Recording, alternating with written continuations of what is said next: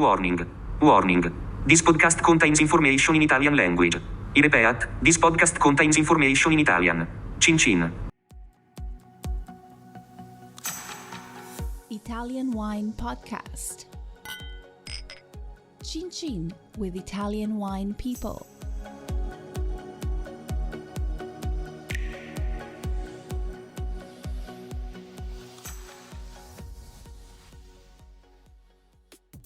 Hey Wine Geek, it's nice to have you back. Welcome to this extra special episode of Everybody Needs a Bit of Scienza, where Stevie Kim and Il Professore take a trip to Azienda Agricola Foradori. A video version of this podcast is available on Mama Jumbo Shrimp's YouTube channel. Check it out!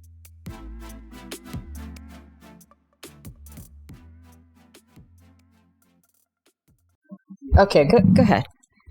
Ciao, questo è Italian Wine Podcast, live da Foradori. You say something. I say something. Yeah. Buongiorno a tutti. It's dalle Dolomiti. And you say something. Hello. Buonasera, tutto a posto. I know, it's past 12. I thought it was only one person. No, it's okay. This is complete improvisation. Okay, welcome everybody. My name's Stevie Kim. This is a special edition of Everybody Needs a Bit of Scienza.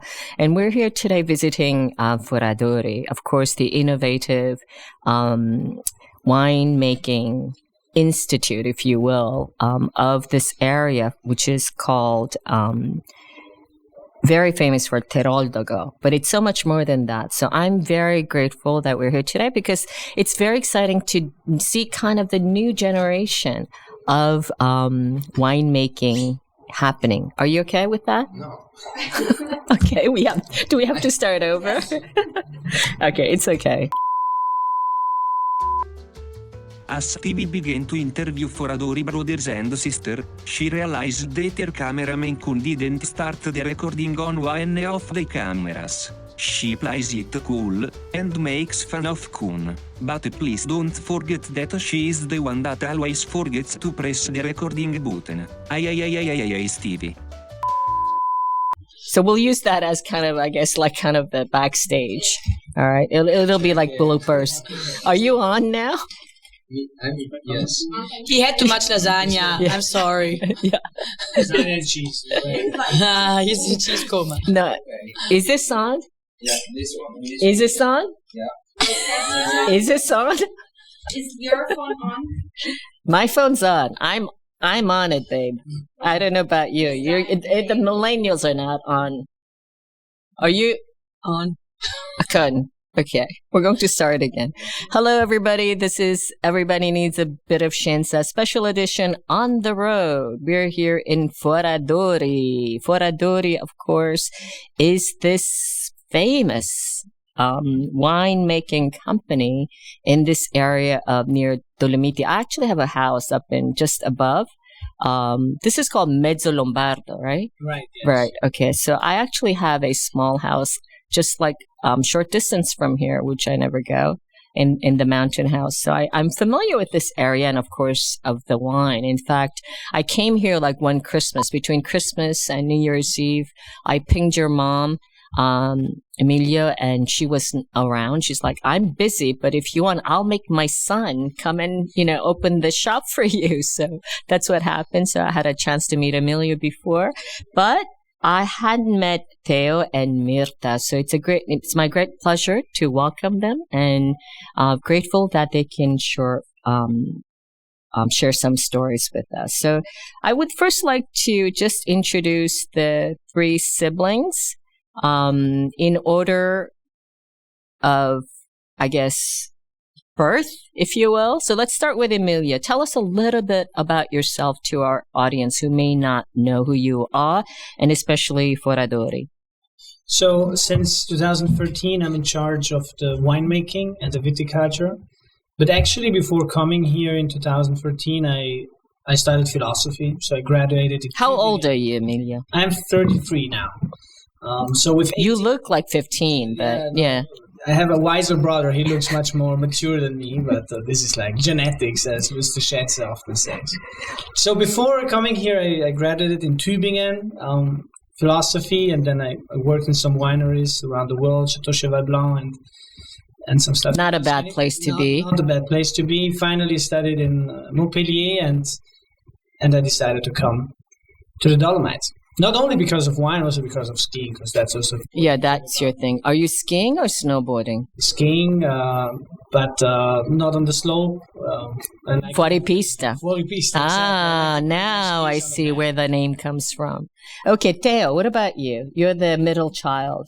Yes. With everything that brings with the middle child, right? Has to be. No, I'm Theo. I'm 31.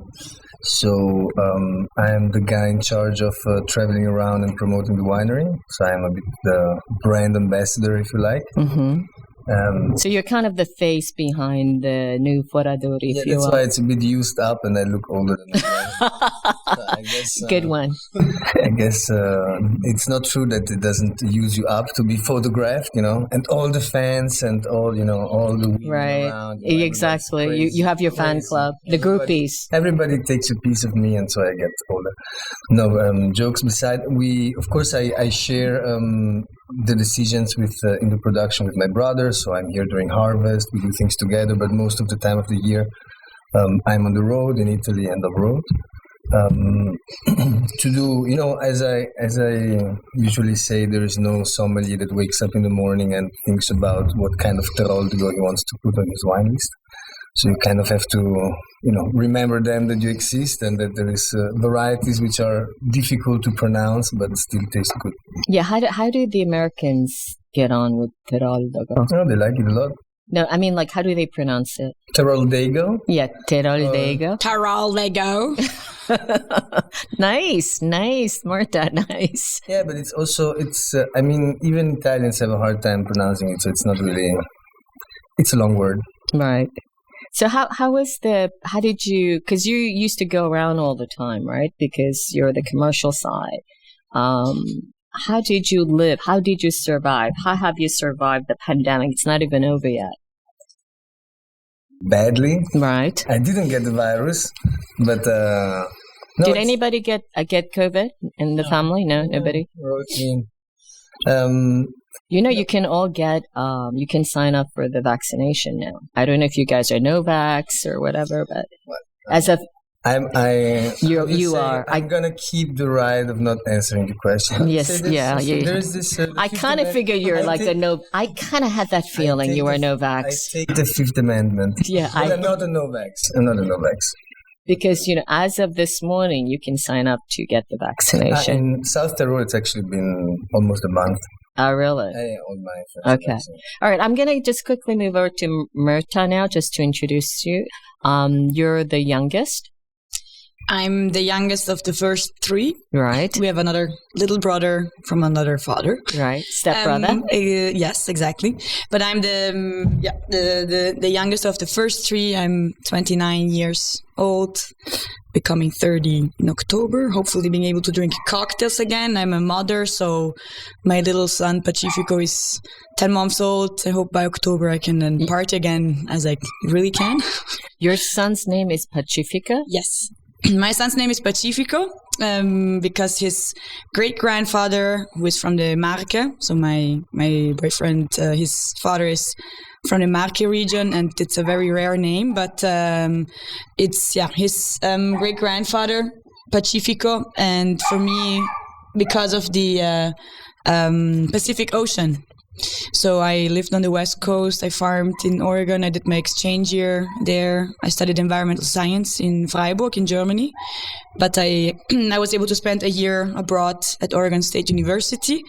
And I love the Pacific Ocean. I traveled also to Washington State, to California. I was also in British Columbia during that year, so I saw the ocean. Lots of traveling. Lots of traveling before getting stuck here with vegetables, but it's fine. Okay, so tell us a little bit about what you're doing in the company. A different side of business, right? It's like a new startup, if you will. I'm like exactly. I'm the startup, vegetable startup inside of the wine estate. So the wine estate is my, let's say, my bank, I would say so. It's my third year of production. Emilio already said, by the fifth year, like every startup, if it doesn't work, you're gonna go back sell wine. No, I mean it's my role in here is to bring in this side of biodiversity that we claim and work on as good as we can, being a biodynamic wine estate, introducing biodiversity and other production cycles that help us to close the production cycle in general. So I grow vegetables on a small scale. It's about 1,400 square meters, so it's less than a quarter of an acre, in between the vineyards, under the pergola, which are wide-spaced Teroldego vines. And then on a bigger field, it's a new project that we're working on. And I supply the local, let's say, private customers that come and some restaurants. And what kind of plantings are you doing? What kind of vegetables? I grow approximately between 20 to 30 different varieties, depending on my mood and the years and how it goes. I grow a lot of greens, so I learned to grow vegetables on a, let's say, sustainable scale and economically viable scale when I was in Quebec, in Canada. And also when I was in Oregon, I was very impressed about the variety of vegetables that you can get at farmers markets. And here people have a weird relationship with vegetables. They give it for granted that there's vegetables everywhere, but they forgot a little bit about the actual taste and the price behind growing a vegetables in a good way. So I do a lot of greens, so salad mixes, turnips, salad turnips. Nobody eats here and knows here turnips. Mm-hmm. I do all the chard, kale. But where do you get the plants? From a nursery? I have a local nursery that produces organic plants. I would like to have my own nursery soon, to be able to bring in the seeds that I actually want, the varieties that I want to be growing in my fields, because the nursery implies to choose from their own catalog, which is okay, but on certain things it's not.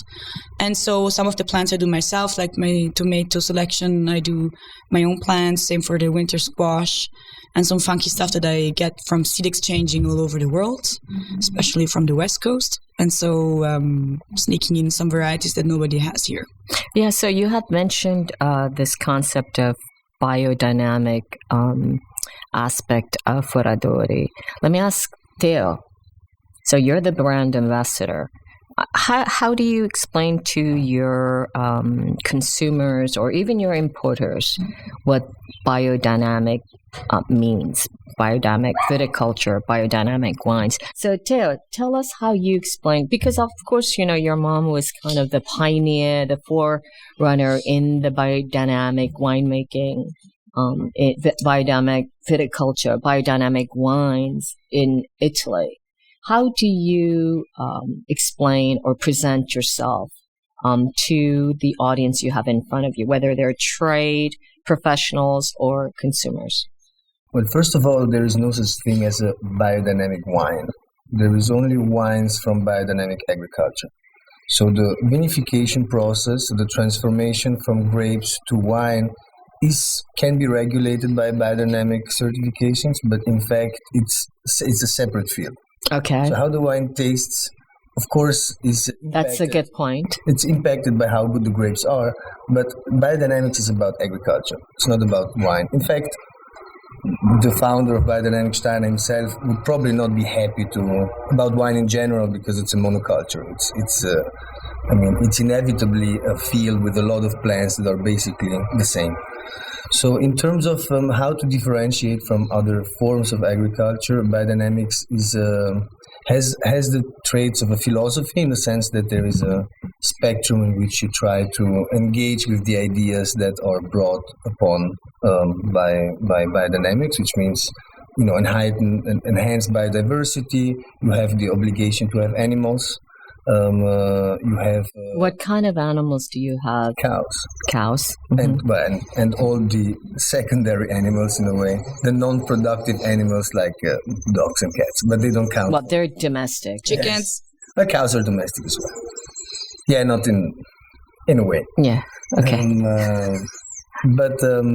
So basically, biodynamics forces you to break the logic where you have a problem and you fix it with something that you spray or that you interact with, but tries to work on the resilience of the soil and of the plant itself. So it's basically trying to create a form of self-defense or a strengthening of the plant so that you have to intervene less in the moment that you bring this resilience on in several years. So it takes some time to see some, let's say, some results. And we did the first tests just on the field behind of us, which is Cesura in 1999. And, you start to see the results in how things grow and how the soil behaves and how many problems less you have when you have actually problematic moments like hail or you just have a more resilient plant. Then I don't think that the technicalities of the preparates are appropriate here. But you mean the preparations? Yes. Yeah. Or but when did Foradori become, embraced biodynamic agriculture?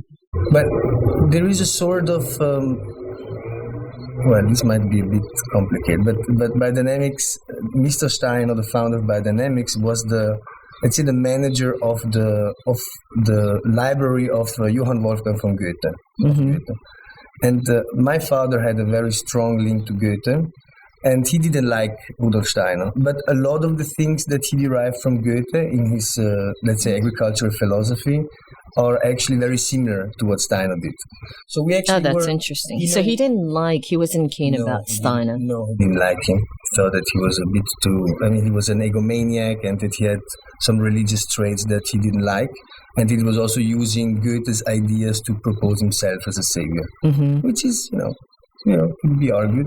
But so a lot of the things that we were applying in terms of reasoning about agriculture and the way we were already trying to, propagate plants by seed, and a lot of the reasoning was actually the same. So my mother embraced actually biodynamics after meeting Mark Kreidenweiss from Alsace. Mm-hmm. So he was a little bit the person who gave her more of an access to actually to Steiner himself.